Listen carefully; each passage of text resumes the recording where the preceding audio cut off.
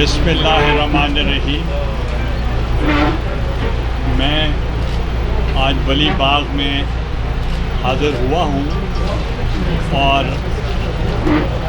جو بیگم وسیم ولی خان صاحبہ ہیں ان کی تعزیت کے لیے ان کے لیے دعا بھی کی ہے اور ان کی فیملی کے ساتھ، اور ان کی جو خدمات ہیں وہ کبھی فراموش نہیں کی جا سکتی۔ انہوں نے جمہوریت کے لیے اور اس معاشرے کے لیے جو ان کی خدمات ہیں، وہ 4 مرتبہ وہ ڈائریکٹ الیکشنز میں یہاں سے الیکشن میں حصہ لیا اور وہ کامیاب ہوئی، اور قومی اسمبلی میں بھی 2 سیٹوں پہ وہ 77 میں کامیاب ہوئی، جس کا بعد میں الیکشن کو روک دیا گیا۔ تو اس لیے ان کی خدمات بہت زیادہ تھیں، اور ان کے جو صاحبزادہ تھے ان کی تعزیت کے لیے میں حاضر ہوا تھا، اور اس وقت میں وزیر اعظم تھا، ان سے میں نے تعزیت کی تھی، اور ان کی محترمہ بے نظیر بھٹو صاحبہ کے ساتھ بھی بہت اچھے تعلقات تھے۔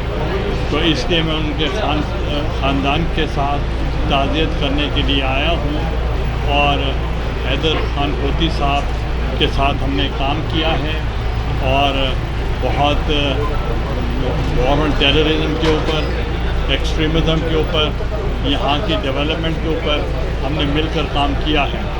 تو اس لیے ہمارے فرائض میں تھا، راجہ پرویز اشرف صاحب فارمر پرائم منسٹر یہ بھی آئے ہیں، میں بھی آیا ہوں، اور انہوں نے ہمیں صدر آصف علی زرداری صاحب کی طرف سے بھی اور چیئرمین بلاول بھٹو زرداری صاحب کی طرف سے بھی ہم حاضر ہوئے ہیں۔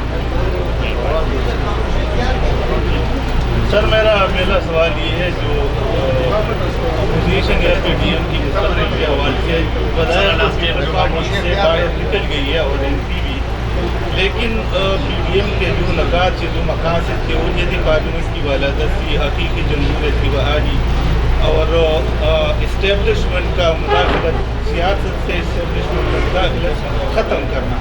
اب چونکہ پی ڈی ایم ٹوٹ چکی ہے، تو اکیلے کیا پیپل پارٹی ایم پی یا مسلم لیگ نون وغیرہ جو اس میں شامل ہے اس پی ڈی ایم میں، وہ اس مقاصد کو حاصل کر سکتے ہیں؟ اگر نہیں تو ان مقاصد کے حصول کے لیے کیا پیپل پارٹی کو پیشکش کی جائے تو وہ دوبارہ جوائن کر سکتے پی ڈی ایم کو؟ دیکھیں، اس وقت پاکستان میں بہت سے مسائل ہیں، سب سے زیادہ معاشی مسائل ہیں، کرپشن کے مسائل ہیں، بے روزگاری کے مسائل ہیں، اور اس وقت مہنگائی کا طوفان ہے، اور آئے دن بجلی، گیس اور پیٹرول کا اضافہ ہوتا جا رہا ہے، اور لوگوں کی زندگی اجیرن ہو گئی ہے۔ اور پی ڈی ایم کا بنانے کا مقصد بھی یہ تھا کہ ہم ان کے معاشی حقوق کے لیے،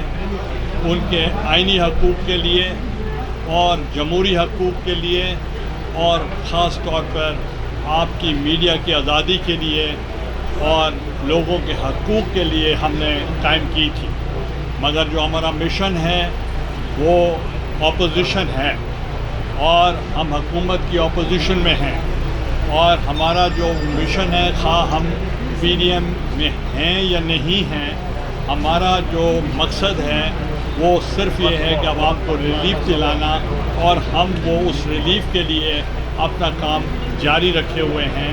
اور پی ڈی ایم کا جو ہے اس وقت بھی ہمارا جو مقصد تھا کہ عوام کے حقوق کی بات کریں، اور آپ نے دیکھا ہوگا ہم نے مل کر تمام ضمنی الیکشن پورے ملک میں جیتے، سینٹ کا الیکشن ہم نے جیتے، قومی اسمبلی سے سینٹ کا الیکشن ہم جیتے، اور جو چیئرمین سینٹ کا الیکشن تھا وہ بھی عملاً ہم جیت گئے۔ تو یہ میں سمجھتا ہوں یہ کامیابی پی ڈی ایم کی کامیابی ہے، یہ میری اکیلے کی کامیابی نہیں ہے۔ تو اس لیے میں سمجھتا ہوں کہ ہمیں تمام پولیٹیکل فورسز کو جو اس وقت اپوزیشن میں ہیں ان کو مل کر عوام کو ریلیف دلانے کے لیے اور عوام کی ترقی کے لیے مل کر کام کرنا چاہیے. سر میرا سوال یہ ہے کہ ساری سیاسی جذبات اس بات پر متفق ہے کہ 1971 کے سوا پاکستان میں کبھی شفاف انتخابات نہیں ہوئے. تو اپوزیشن شفاف انتخابات کی گئی حکومت کے ساتھ انتخابی انتخابات کے اتحاد پر متفق کیوں نہیں ہو رہی؟ دیکھیں، سب سے پہلی بڑی بات یہ ہے کہ پاکستان پیپلز پارٹی اس نے ہمیشہ ڈیمانڈ کی ہے کہ اصلاحات ہونے چاہیے، مگر کانفیڈنس کی بات ہے. ابھی تک وہ کنڈیوسو ماحول نہیں ہے اور اعتماد سازی جو ہے وہ مکمل نہیں ہے. اور دوسرا جو انتخابی جو عمل ہے اس کے لیے الیکشن کمیشن کا بھی بہت بڑا رول ہے. تو اس لیے اپوزیشن آپس میں بیٹھ کے مشاورت کرے. گیلانی صاحب، ذرائع سے خبر آ رہی ہے کہ مولانا فضل الرحمان بسواڑے کے ساتھ رابطے میں ہیں دوبارہ پی ڈی ایم کو بحال کرنے کے لیے. کیا واقعی مولانا فضل الرحمان کا اس وقت بسواڑے کے ساتھ رابطے میں ہے یا نہیں ہے؟ دیکھیں، جہاں تک مولانا صاحب کا تعلق ہے وہ پی ڈی ایم کے صدر رہے ہیں اور صدر ہیں، اور بطور صدر کے ان کے سب کے ساتھ رابطے تھے اور ہیں. اور خصوصاً شہباز شریف صاحب بھی ابھی انہوں نے ایکٹیویٹیز انہوں نے اپنی شروع کی ہیں. تو آج بھی یونائٹڈ نیشنز میں ہمارے پیپلز پارٹی کا جو گروپ تھا وہ ان کی سربراہی میں راجہ پرویز اشرف صاحب کے، وہ بھی شہباز شریف کے ہمراہ یونائٹڈ نیشنز یون میں وہ گئے تھے اور وہاں انہوں نے پروٹیسٹ، وہ جو ایک ہمارا ریزولوشن تھا فلسطین پر، وہ انہوں نے پیش کیا.